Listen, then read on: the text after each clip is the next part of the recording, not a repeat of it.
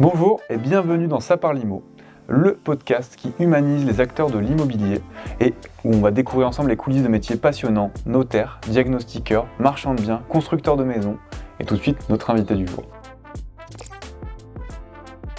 Bonjour et bienvenue dans ce nouvel épisode de Ça parle IMO. Aujourd'hui on va parler d'un métier assez méconnu où il y a beaucoup d'idées reçues et on a un invité, Stéphane. Bienvenue Stéphane, je suis très content de te recevoir. Merci, bonjour. Merci d'être là. Stéphane, tu es diagnostiqueur.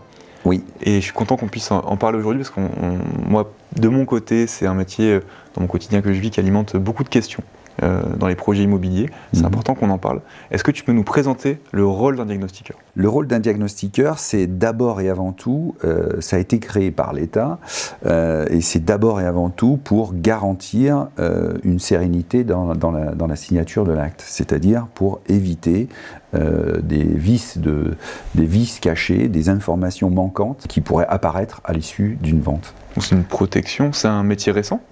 Alors oui, c'est un métier qui est récent, puisque ça date de 1996, première obligation réglementaire, l'obligation donc d'informer la surface privative dans un logement collectif sur ce que les gens achetaient en réalité en termes de surface. Et parce que du coup, avant il y avait le cadastre, Napoléon, il y a entre deux guerres, on a toutes les mises en conformité qui sont écrasées. Et ensuite, il y a un peu une anarchie urbaine et de construction de maisons, donc c'est plutôt bien dans l'esprit. Alors, l'objectif de la loi Carrez, c'était par rapport à un bien qui est en copropriété, donc où il y a une partie commune, c'était de déterminer qu'est-ce qui faisait partie des parties privatives, de qu'est-ce qui fait partie des parties communes, de manière à savoir exactement ce que le propriétaire achète et sur lequel il a une jouissance pleine et entière. Comment tu deviens diagnostiqueur ? Alors, en tout cas, en ce qui me concerne, c'est une passion plus qu'un objectif financier. Mon investissement dans cette aventure, c'est la passion de l'immobilier et la technique des bâtiments. C'est tout ça, c'est quelque chose qui me passionne encore aujourd'hui. Et l'accompagnement des gens, le conseil, j'imagine aussi ? Oui, bien sûr. De par mon ancien métier, le côté humain et le côté relationnel avec les particuliers, c'est aussi un point qui est très intéressant, en tout cas qui est quelque chose auquel je tiens. Mais quelqu'un qui nous regarde aujourd'hui et qui est intéressé par ce métier-là, comment il y accède ? Alors c'est un métier qui reste, comme il est nouveau, qui reste relativement accessible à peu près tout un chacun, pour le peu qui se donne les moyens de devenir compétent. J'aime bien cette idée. En réalité, normalement, il faut un niveau bac plus 2 dans le bâtiment pour pouvoir prétendre à faire des formations qui vont vous donner une compétence et puis après passer des examens qui sont sanctionnés par des certifications et qui vont vous permettre d'opérer, en tout cas de pouvoir faire le métier, parce que vous ne pouvez pas faire ce métier sans certification. C'est une particularité de notre métier. Je crois même que c'est une exception dans la réglementation où ce sont les diagnostiqueurs qui sont certifiés et non pas l'entreprise. Est-ce que du coup ces certifications, ils doivent les passer de manière régulière ou c'est une fois à vie ? Alors, il y a quelques années, il fallait les repasser tous les 5 ans. Okay. Aujourd'hui, c'est passé à 7 ans, mais ils ont multiplié les points de contrôle, notamment avec des contrôles sur ouvrage, avec des contrôles documentaires, et c'est cet organisme qui vous certifie, qui vient régulièrement contrôler la qualité de votre travail. Alors c'est intéressant, parce que on a l'impression que les diacs, c'est de plus en plus complexe, il y a de plus en plus de choses. On va parler un peu de l'impact sur la valeur d'un bien ou pas, d'ailleurs, tu vas nous dire ce que tu en penses. C'est quoi ta vision de ce métier-là aujourd'hui ? Alors, l'impact sur la valeur d'un bien, c'est quelque chose auquel nous, on se pose pas trop, on se positionne pas. Nous, on est là pour répondre objectivement sur des caractéristiques d'un bâtiment. Après, c'est l'affaire de l'agent immobilier qui va déterminer si ça a des conséquences ou pas sur le bien et qui va pouvoir utiliser ces caractéristiques qui vont lui permettre de déterminer un montant, un prix ou une valeur. Alors, je repose ma question, c'est plutôt comment t'expliques que ce soit devenu si central ? Parce que on a l'impression que maintenant ça devient un totem, les diagnostics, les DPE notamment. Dans une transaction IMO, il y a quelques années, ça l'était quand même moins. Moi, quand j'ai acheté mon premier appartement, oui, j'ai eu l'info du diagnostic, je suis passé dessus, quoi. Maintenant, tous les gens qu'on a en visite dans nos métiers, déjà c'est obligatoire de le donner, c'est obligatoire d'en parler, de le lire, c'est revu au notaire, mais on sent que commercialement, ça a un poids. Alors oui, ça a beaucoup évolué. Au départ, c'était une procédure administrative et ça a longtemps été considéré comme ça, notamment il y a 20 ans. Et progressivement, le gouvernement qui a voulu mettre l'accent sur certains de ces diagnostics a volontairement imposé un affichage progressif qui était dès l'initiative, dès lors que vous voulez vendre un bien, dès lors que vous communiquez sur un bien, aujourd'hui, il faut afficher un certain nombre d'informations, comme notamment le DPE. Le DPE qui est à la marge un peu de reste des diagnostics, puisque l'essentiel des diagnostics sont là pour protéger le vendeur de tout un tas d'éléments qui pourraient avoir un impact sur la dégradation ou la dangerosité du bâtiment. L'amiante, les termites, l'électricité, le gaz et compagnie. Mais une fois, le DPE, du coup, est un peu à part parce que lui, par contre, il répond à une autre exigence qui correspond aux accords de Kyoto qui ont été signés à l'époque et qui engage le gouvernement à rendre son parc immobilier plus écologique et donc à réduire la consommation des bâtiments. Donc tout le législatif et tout l'impact que ça part des accords de Kyoto et d'une volonté politique globale de... En ce qui concerne le diagnostic de performance énergétique, oui. C'est l'objectif. À 2050, tous les bâtiments devront être classés en B. C'est l'objectif à atteindre. Compliqué. On y va. On prend un peu de retard, mais on y va. C'est une bonne tendance en tout cas, parce que ça force à aller chercher des normes plus respectueux de l'environnement, je pense. Ok, pour cette première partie de présentation du métier, on a une bonne photo. Stéphane, pourquoi est-ce qu'on doit faire un diagnostic et quand est-ce que je dois le réaliser si je veux vendre ma maison? L'objectif de ces diagnostics, c'est de répondre à une réglementation qui a été imposée par l'État. En fait, l'État, au regard des procédures de justice qui pouvaient en découler suite à une vente et des problèmes qui sont constatés à l'issue de la vente, pour éviter d'engorger les tribunaux avec tout un tas de procédures, ils ont recensé tous les problèmes et ils ont imposé des diagnostics pour une transparence. Donc ils ont imposé que les professionnels viennent vérifier si ces pathologies sont présentes ou pas dans les bâtiments. C'est le cas de l'amiante, c'est le cas des termites, voilà. Et donc en fait, on répond tout simplement à une obligation réglementaire. C'est une obligation réglementaire. Et quand est-ce qu'on les fait? J'allais dire le plus tôt possible, dès lors qu'on sait qu'on va vendre. Pourquoi? Parce que dès lors que vous savez, dès lors que vous avez tous les éléments sur votre bâtiment, vous pouvez le commercialiser. Ça évite les surprises de dernière minute. Parce qu'un diagnostic, ça prend combien de temps à réaliser? Alors ça dépend à la fois du nombre de diagnostics qu'on va réaliser. D'une vente standard et puis de la surface du bâtiment. C'est sûr, quand on fait un château, ça va prendre beaucoup plus de temps que quand on fait un studio. Combien de temps sur une maison standard, je prends une maison de 100-120 mètres carrés avec des diagnostics classiques, ça te prend à réaliser des diagnostics? Sur une maison, on va dire classique, des années 80, où on va devoir réaliser l'amiante, les termites, l'électricité, le diagnostic de performance énergétique, il faut compter 2h30, 3 heures. Parfois plus, ça dépendra aussi de la configuration du bien, s'il est complexe, s'il a été beaucoup modifié ou pas. Okay. Et tout ça, c'est le temps total ou c'est le temps physique d'intervention? C'est le temps d'intervention. En réalité, si on veut faire les choses correctement, il faut donner aux techniciens le temps de le faire. Voilà. Et c'est bien toute la problématique d'ailleurs de notre métier, où finalement, comme c'est un métier qui est sous-vendu, régulièrement les techniciens n'ont pas le temps et donc ils bâclent le travail. Et c'est pour ça qu'on a régulièrement des scandales dans la presse sur la qualité des diagnostics. C'est important ce que tu dis dans Ça part IMO, il y a le sujet de la confiance qui revient à chaque épisode. Et donc ça doit nous alerter. Si moi je fais venir un diagnostiqueur qui passe 20 minutes sur place et qui me donne une note énergétique et que j'ai tous mes diags, c'est qu'il y a un problème du coup?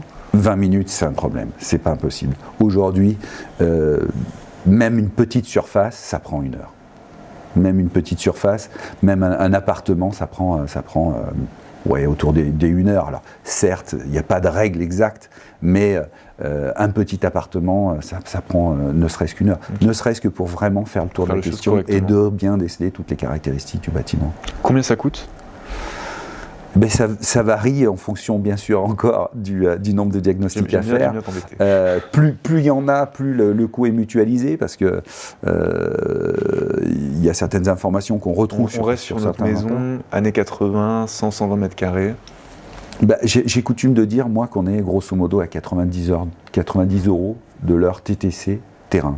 Ok, voilà. C'est un bon repère. Ça permet, voilà, moi quand j'annonce un tarif à 250 ou à 300 ou 400 €, j'en ai pour 4 heures minimum. Je sais que le technicien, il en a à peu près pour cette heure-là. Bien sûr, ça peut varier parce que chaque configuration, chaque bien a ses particularités. Plus il y a des défauts, plus on va devoir en noter, plus ça va être long et compliqué. Mais après, le technicien, il faut qu'il fasse le boulot. Et voilà. Mais grosso modo, on est sur à peu près ce genre de niveau de prix. C'est mis en malheureusement. C'est mis en concurrence en permanence, du coup, parce qu'on parlait des diagnostiqueurs qui vont rapidement, j'imagine qu'ils sont moins chers. Ça challenge aussi les diagnostiqueurs qui font du temps plus complet, puisqu'ils vont plus vite.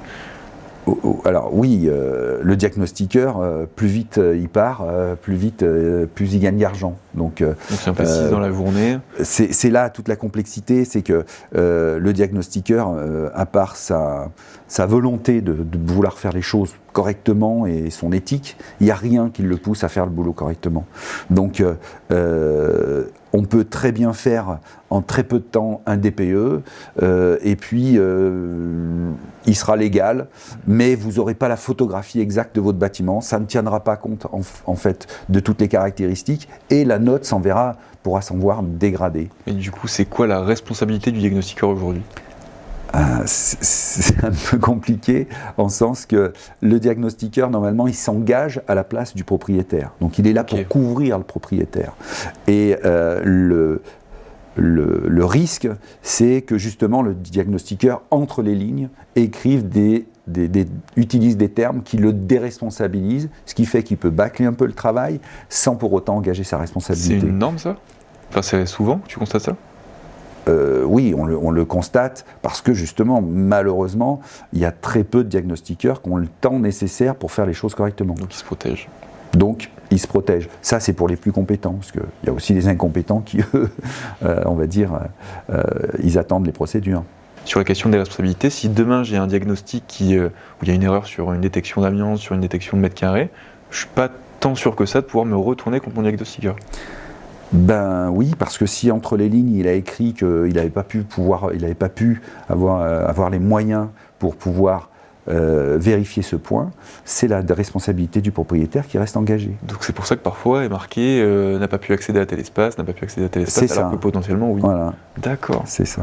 Malheureusement, normalement, c'est à la charge du notaire ou de l'agent immobilier de s'assurer que les diagnostics ont été faits correctement et que l'ensemble des volumes ont été vérifiés et qu'il n'y a pas de réserve. C'est hyper grave. C'est essentiel. Et c'est ce qui déresponsabilise le diagnostiqueur et qui engage du coup la responsabilité. Donc en fait, le propriétaire pense avoir souscrit à des diagnostics qui va désengager sa responsabilité et en réalité, elle reste pleinement engagée et il ignore complètement. Donc c'est même pas une assurance tout risque qui est passée au tiers, c'est carrément ne pas être assuré. On va donner du conseil maintenant. Je vais te challenger un petit peu et j'aimerais que tu donnes pour les gens et que tu me donnes du coup les éléments principaux à retenir, à savoir ou qui doivent alerter. Donc sans qu'on en fasse trop sur chaque diag parce que ça peut vite être très lourd. Par exemple, si je te dis l'amiante. Tout simplement, déjà, il faut aller dans les conclusions, parce que c'est en règle générale, enfin, c'est pas en règle générale, c'est normé, c'est dans les premières pages, et tu as des conclusions, c'est présence ou pas. Voilà. S'il y a une présence d'amiante, il faut que tu ailles voir où est cette amiante et qu'est-ce que c'est. Et puis surtout l'état dans lequel se trouve. Tout ça, c'est écrit dans le rapport, et ça te permet de savoir un peu quelle est la conduite à tenir. Il est évident que si c'est juste une plaque qui fait 1 mètre carré, c'est pas forcément très compliqué à gérer. Si par contre c'est toute une toiture qui est amiantée, en tout cas, j'invite l'acquéreur à appeler le diagnostiqueur pour avoir un peu plus de renseignements et puis éventuellement mieux comprendre le rapport, parce qu'ils ne sont pas toujours faciles à interpréter. Le plomb. Alors le plomb, c'est pareil, il y a ou il n'y a pas, et c'est surtout, il faut voir dans quel état il est. S'il y a trop de plomb en état dégradé, ça nécessitera des travaux. On n'enlève pas le plomb, c'est d'ailleurs très compliqué d'enlever le plomb. Donc on va pas le supprimer. C'est d'ailleurs pas dangereux de la peinture au plomb. C'est juste qu'il faut pas que les enfants l'ingèrent. Okay. Donc il suffit que il suffit donc de remettre en état la peinture pour qu'elle s'écaille pas. Du coup elle n'est pas au sol. Du coup les enfants ne l'ingèrent pas. Et c'est juste uniquement essentiellement pour protéger les nouveau-nés. Hein. Parce que on a tous arrêté de manger du plomb. Hein. C'est mieux. Les DPE, on en parlait. Diagnostic de performance énergétique, vaste sujet. Il est de plus en plus regardé. C'est important parce que justement, il y a des objectifs de performance à atteindre dans les années à venir. Et ça a une incidence maintenant, un impact important sur le prix.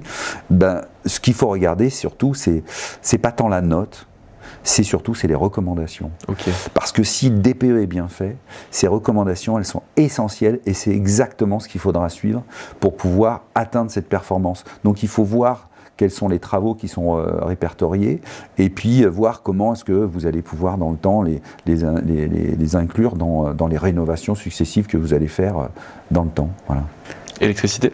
Alors, le diagnostic électrique, j'invite moi les gens à faire réaliser les travaux parce que tous les points qui sont soulevés répondent à un danger. Voilà. Donc, on n'est pas là pour voir si ça fonctionne bien, on est là pour voir si ça expose les gens à un danger quelconque. Donc, le mieux, c'est de faire passer un électricien qui va réparer. Souvent, ça ne nécessite pas forcément des grosses dépenses parce qu'il existe plein de solutions pour pallier à toutes les anomalies. Ça ne pose pas de remettre aux normes, à la nouvelle norme NFC 1500, toute l'installation. Et ça peut, avec parfois peu de dépenses, c'est toujours intéressant de se mettre en sécurité. Le gaz ? Le gaz, pareil que l'électricité. S'il y a des anomalies, alors l'avantage du gaz, c'est qu'il y a des niveaux de dangerosité. Dans l'électricité, c'est noir ou blanc, donc il n'y a pas de niveau. Dans le gaz, il y a des niveaux, A1, A2, DGI. Bon, danger grave immédiat, DGI, on n'hésite pas, de toute façon, il n'y a pas le choix, il faut faire intervenir, parce que bien souvent, on coupe la partie qui est dangereuse, ou parfois toute l'installation. En revanche, A1, lors du prochain entretien, vous faites réparer les anomalies.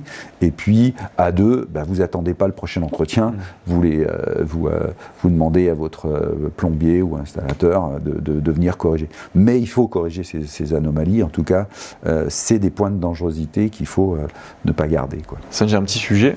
J'ai quelqu'un de mon équipe, là, il n'y a pas longtemps, qui a vendu un bien. Le diagnostic atteste qu'il n'y a pas de termites. Sauf que quand la personne rentre dans la maison, on se rend compte qu'il y a des termites.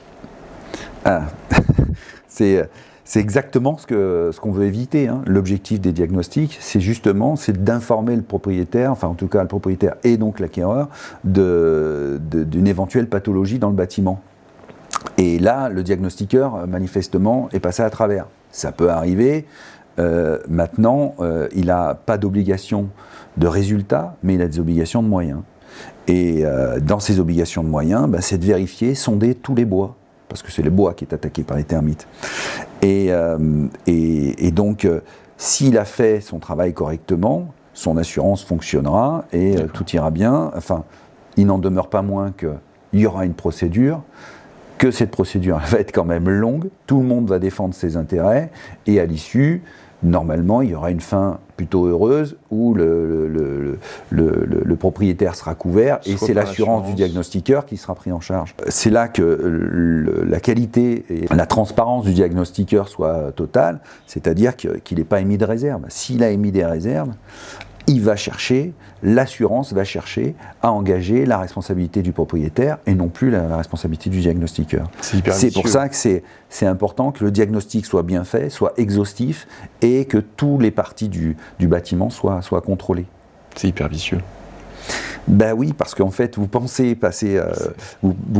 utiliser, avoir des diagnostics qui vous couvrent, et en fait, vous n'êtes pas couvert, tout simplement parce que le diagnostiqueur, sciemment ou inconsciemment, n'a pas fait le travail, et si c'est un malin, il va écrire entre les lignes pour ne pas engager sa responsabilité sur les points qu'il n'a pas eu le temps de contrôler. Mais du coup, ça me fait rebondir sur quelque chose que tu as dit tout à l'heure, tu disais appeler le diagnostiqueur. Je pense que c'est un peu comme appeler le notaire, appeler le CGP, appeler l'archi. Les gens n'osent pas forcément. Et est-ce qu'on peut appeler un diagnostiqueur en direct ? Moi, oui. En tout cas, moi, je considère que ça fait partie intégrante de notre travail et que on a fait des rapports, c'est pour qu'ils soient lus et compris. Donc, s'il y a des gens qui ne comprennent pas, alors parfois on a des gens qui nous appellent, mais qui n'ont pas lu les rapports. Oui. Donc, la moindre des choses que je leur demande, c'est de lire les rapports. Et une fois qu'ils ont lu les rapports, et puis de les avoir sous les yeux quand ils m'appellent. Mais dans 95% d'ailleurs du temps, quand ils m'appellent, c'est pas, les réponses sont dans les rapports. Mais c'est compliqué à interpréter, c'est parfois fastidieux, il y a beaucoup de documents, donc on ne sait pas forcément aller à l'essentiel. 90 pages, Oui, maintenant les rapports, ça commence à être des pavés, donc, surtout quand les bâtiments sont importants. Donc je peux comprendre que les gens aient des questions, et en tout cas, moi je considère que ça fait partie du service, et quelque part, ça me fait toujours plutôt plaisir que les gens s'intéressent un peu enfin au rapport pour... oui, plutôt que d'attendre d'être chez le notaire pour surinterpréter ou sous-interpréter quelque chose. Voilà, et puis en tout cas pour pouvoir savoir ce qu'ils achètent ou en tout cas savoir ce qu'il faut faire quand ils ont un DPE qui tient la route et qui recommande des travaux, qu'ils puissent les suivre et en tout cas les aider à suivre ces travaux. C'est exactement la confiance qu'on veut et qu'on doit avoir dans les métiers de l'immobilier aussi aujourd'hui. On va partir sur une partie plutôt conseil, puisque c'est aussi ça, c'est d'avoir des conseils pragmatiques. Quels conseils pragmatiques, pratiques tu peux donner à quelqu'un qui va faire venir un diagnostiqueur pour vendre sa maison ? Alors, 2 points. Le premier, c'est de bien préparer la visite du technicien. Si le cabinet de diagnostic est consciencieux, il va envoyer tout un tas de demandes d'informations.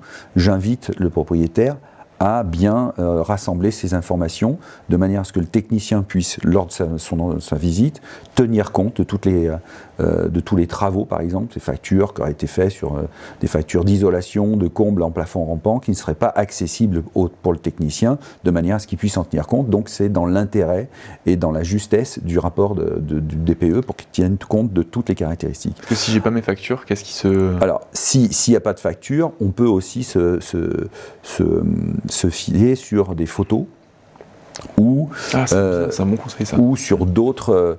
Alors il y a des photos ou on peut se servir aussi pour les caractéristiques techniques des appareils de chauffage, tout ça. On peut se baser sur des notices. Tout ce qui est document officiel, on peut. Voilà. Dans la mesure où c'est factuel, dans la mesure où les informations sont vérifiables, on peut s'y fier. On ne peut pas se fier à oui, je l'ai isolé en telle année, normal. Ça ne va pas le faire. Il faut vraiment des informations qui soient factuelles. Dans la mesure où il a toutes ces informations, normalement, quand on intervient, c'est des factures qui sont quand même conséquentes, donc en règle générale, on les garde. Donc normalement, on peut tenir compte de tout ça. Parfois, il nous arrive de démonter une prise électrique pour aller voir l'isolant parce que ça a été isolé il y a très longtemps, que les factures, on ne les a pas retrouvées. Et voilà. Mais tout ça, ça prend du temps. Et la plupart, certains diagnostiqueurs qui ne sont pas très consciencieux, eux, ne vont pas chercher tous ces points-là, ne demandent pas forcément beaucoup d'informations parce que du coup, ils vont devoir les traiter et vont avoir tendance à bâcler le travail et à mettre ce qu'on appelle des valeurs par défaut. Si vous voulez vérifier la qualité d'un DPE bien fait, il doit avoir peu de valeurs par défaut. C'est quoi la norme ? 10, 20, 50 je sais pas, je me suis jamais... je sais qu'à un moment donné, il a été abordé dans le métier de mettre un indicateur de valeur par défaut, d'un pourcentage de valeur par défaut. Moi, je trouve que ce serait une bonne chose. Ça permettrait aux gens de voir si le travail a été plutôt bien fait en un seul coup d'œil, assez rapidement, ou si voilà. Après, il existe des maisons où on est obligé de mettre des valeurs par défaut, mais en règle générale, maintenant, on a quand même tous, avec le nouveau DPE et la volonté de bien faire, on a développé quand même beaucoup de moyens qui nous permettent d'aller voir beaucoup d'informations. Donc, des valeurs par défaut, il y en a très peu en réalité. Normalement, très peu. Et quand on ne met pas de valeur par défaut, on a une photographie exacte du bâtiment. En revanche, quand on met des valeurs par défaut, on n'a plus le DPE de notre maison ou de la maison qu'on a expertisée, mais d'une maison de cette année-là. Et donc tu as un équivalent par défaut. C'est un équivalent par défaut, mais qui n'est pas représentatif, parce que le par défaut, c'est le minimum syndical de l'époque. Donc garder les factures, prendre des photos si besoin, prendre le temps. Aujourd'hui, on a souvent, quand les gens n'ont pas de facture, on a souvent des photos. Voilà. Tu disais tout à l'heure sur l'électricité, j'avais envie de rebondir. De faire venir un électricien, donc il faut le faire avant le diagnostic évidemment. Alors non, pas forcément. D'une part, quand on vend un bien, moi en tout cas, c'est pas ce que je recommande. Bien sûr que avant de faire intervenir le diagnostiqueur, tout ce que tout le monde connaît, c'est-à-dire des câbles dénudés, des douilles de chantier, ou des douilles, ce qu'on appelle des douilles provisoires, tout ça, il faut l'enlever bien sûr. Une prise mal fixée, il faut la remettre. C'est du b.a.-ba. Ça, oui, ce que tout un chacun peut faire, ou le bricoleur peut faire, il faut le faire, ça coûte rien et ça limite les anomalies. En revanche, j'invite pas les gens à partir dans des travaux importants parce que je suis pas convaincu que ça va valoriser à hauteur de l'investissement le bien immobilier. D'autant que parfois, les gens quand ils achètent, ils aiment bien refaire à leur goût et ils vont déjà aussi faire des modifications. Donc, ce que moi je recommande, c'est de faire le b.a.-ba, ce qui est accessible à tout le monde, de faire passer le technicien, et puis si d'aventure il y a beaucoup d'anomalies et que ça peut faire peur l'acquéreur, parce que la maison est en bon état et qu'on ne prévoit pas de faire beaucoup de travaux, c'est de faire passer un électricien qui va chiffrer sur la base du rapport de diagnostic tous les points qui ont été abordés pour pouvoir y remédier, et ça donnera une base de négociation à l'acquéreur qui, si toutefois ça lui pose un problème, et ben voilà, c'est chiffré et c'est sur la base d'un devis. Ça veut dire que demain, quand il aura acheté la maison, il appelle l'électricien et cet électricien fera les travaux nécessaires. À ce prix-là, il n'y a pas de surprise, tout est maîtrisé. Alors du coup, qu'est-ce qui fait un mauvais DPE ? Un mauvais DPE. En dehors de la maison ou en dehors des caractéristiques de la maison, parce qu'une maison qui n'est pas isolée, c'est un mauvais DPE. Par exemple, quelles sont les causes principales aujourd'hui d'un DPE en passoire thermique ? En passoire thermique, alors c'est aujourd'hui, on va dire que c'est des bâtiments qui sont chauffés à base de gaz ou de fioul. Okay. Donc ça, déjà, ça va être fortement pénalisé. Le fioul, le pire ? Le pire, c'est le fioul, parce que c'est très émissif en gaz à effet de serre. Et puis après, c'est on va dire, l'isolation, l'enveloppe globale du bâtiment. Il y a deux choses qui interviennent sur un DPE, c'est d'abord l'isolation, et puis après la capacité des appareils à produire de l'eau chaude et à produire du chauffage. Donc chaudière, tout ça. Donc c'est les caractéristiques, les performances de ces appareils, l'enveloppe et la performance des appareils. On a un sujet qui est assez récent, dont j'aimerais parler pour alerter aussi, c'est l'audit énergétique. Est-ce que tu peux nous expliquer ? Alors l'audit énergétique, c'est dans la continuité du diagnostic de performance énergétique. Aujourd'hui, les bâtiments classés en E et F ou G ont, lors de la vente de ce bâtiment, ont l'obligation de faire un audit énergétique. L'objectif de cet audit énergétique, c'est pas tant de changer la classe du bâtiment, parce qu'elle a été déterminée par le DPE, c'est plutôt comme on part sur un bâtiment qui est énergivore, on va devoir le transformer de façon importante pour atteindre la performance, notamment l'objectif de 2050 des accords de Kyoto, et donc la performance c'est B. Donc on part de E, on doit atteindre B, donc ça fait une transformation importante. Et dès lors qu'on transforme un bâtiment, on le dénature. Et dès lors qu'on dénature un bâtiment, on peut rompre son équilibre et créer, alors qu'on compte bien faire, générer des pathologies et faire en sorte que le bâtiment il se dégrade plus vite. Et donc c'est pour éviter tout ça qu'on a créé l'audit énergétique. D'une part, pour prendre en considération, non pas tout simplement donner juste des recommandations et dire, voilà, pour atteindre, il faut isoler, ok, mais pour dire, voilà, il faut isoler, mais comme ça, et il va falloir prendre en considération ça, ça et ça, pour pouvoir éviter les pathologies, notamment des problèmes d'humidité dans les bâtiments et compagnie. Et puis, on va intégrer aussi dans l'audit énergétique les pathologies existantes, des fissures, des choses comme ça, qui pourraient avoir aussi, qui pourraient évoluer. Voilà. Donc ça va intégrer tout ça. Tu te rapproches d'une expertise en bâtiment. On se rapproche de l'expertise, mais ce n'est pas encore une expertise, on se rapproche de l'expertise, mais on va avoir une approche beaucoup plus globale de la rénovation et on va devoir chiffrer ça précisément et chiffrer donc les travaux qui seront directement liés à la rénovation énergétique et les travaux qui seront ce qu'on appelle induits et donc qui peuvent être dus soit à l'apparition de pathologies qu'on va devoir traiter, soit au fait que, par exemple, quand tu isoles par l'intérieur et que tu dois déplacer une cuisine intégrée, eh bien ça a un coût et donc on va intégrer aussi ce coût-là. Donc c'est beaucoup plus de travail. Donc oui, on est sur un diagnostic là où ticket d'entrée c'est autour des 1 000 €. Donc on est sur un travail qui dure sur une journée, quoi. D'accord. Alors pas une journée terrain, mais il y a beaucoup plus de rédaction et beaucoup plus de temps de recherche pour chiffrer tout ce qu'il y aura à chiffrer. Donc j'ai un bien en monopropriété et en copro ou qu'en monopropriété? C'est qu'en monopropriété. Donc j'ai un bien en monopropriété en E, F ou G, j'ai obligation de faire cet audit-là. Pour signer l'acte. Même plus que pour signer l'acte, c'est comme le DPE, ça doit être annoncé au moment de la commercialisation. C'est-à-dire que tu fais un DPE, tu ne peux pas commercialiser si tu es en E, F ou G. Tu dois d'abord faire l'audit et à ce moment-là, c'est à ce moment, une fois que tu as l'audit énergétique, que tu peux communiquer sur la vente de ton bien. La moitié des annonces en ligne en FG, il n'y a pas d'audit énergétique. Là, c'est comme ça que normalement ça doit être fait. Tu peux pas signer, je crois que oui, c'est ça, tu dois, dans les textes de loi, je crois que c'est expliqué comme ça, tu dois, lors des premières visites, pouvoir communiquer l'audit énergétique. Le DPE, c'est dès la commercialisation, et l'audit, c'est dès les premières visites. Est-ce que tu peux nous partager une anecdote forte que tu as vécue dans un diagnostic et dans une détection ? Alors, j'en ai vécu pas mal, en 20 ans, 19 ans, mais une dont je me souviens particulièrement, j'étais dans un appartement d'un immeuble qui avait été mis en copropriété, qui avait été remanié pour le mettre en copropriété, qui était passé d'une installation de gaz qui était une citerne à un réseau.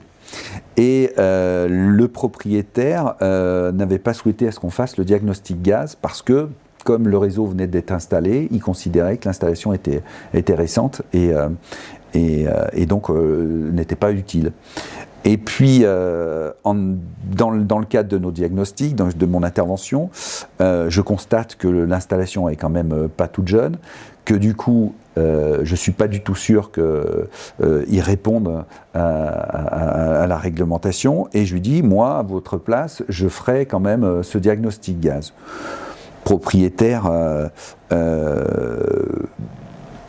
accepte l'intervention, du coup dit bah, ok, je vous fais confiance, faites ce qu'il faut. On fait le diagnostic et là je me rends compte qu'il y a un DGI qui est important parce que contrairement à ce qu'on a l'habitude d'entendre, on pense que le gaz qui est le plus dangereux c'est les explosions. Alors certes c'est ce dont on parle le plus dans la presse parce que c'est spectaculaire, mais le plus grand nombre de morts c'est le monoxyde de carbone et c'est inodore et mortel. Et quand vous en rendez compte, souvent c'est déjà trop tard. Du coup, c'est l'intoxication. Et donc, c'est dans le cadre de ce contrôle-là que je me rends compte que les gens sont vraiment exposés à cette intoxication parce que les évacuations des gaz brûlés se fait mal. De là, j'en parle au propriétaire, et le propriétaire, qui était un médecin, me dit « mais oui, coupez le gaz tout de suite. Ces gens sont venus me voir la semaine dernière parce qu'ils avaient des nausées au matin. Donc, ils étaient en train de s'intoxiquer. » Et sur une simple observation, je pense qu'on a... je ne sais pas si on peut le dire comme ça, mais en tout cas, là, j'ai vraiment trouvé du sens à mon intervention et à mon travail. Bravo. Merci pour ce partage-là. Avec plaisir. Je pense que c'est là où le niveau de responsabilité et de conscience de chaque pro, dans nos métiers qui touchent à l'intimité des gens, est important. Et on a une responsabilité, on a aussi un pouvoir, il faut le mettre en place. Que ce soit sur des fissures, que ce soit sur du gaz, que ce soit sur... C'est fondamental. Moi, je pense qu'on nous demande de faire ces diagnostics et ils ont une véritable utilité. Je suis proche de l'écologie. Quand je fais un diagnostic de performance énergétique, j'ai vraiment envie que les gens puissent avoir un support pour savoir ce qu'il faut faire pour leur bâtiment, pour réduire nos gaz à effet de serre, pour réduire aussi notre dépendance à l'énergie, et ça, il en va de l'intérêt national. Et quand je fais un diagnostic électrique, je le fais aussi pour protéger les gens, je ne le fais pas uniquement pour faire un métier qui me rapporte. Voilà. Merci beaucoup Stéphane d'avoir pris le temps de répondre à nos questions avec transparence et honnêteté. J'espère que vous avez trouvé plein d'infos dans cet épisode que moi je trouve hyper intéressant. S'il y a des questions ou des éléments auxquels vous n'avez pas trouvé de réponse, posez-les en commentaire, n'hésitez pas, on prendra le temps d'y répondre. Et on se retrouve très très vite avec un nouvel expert, ça parle IMO.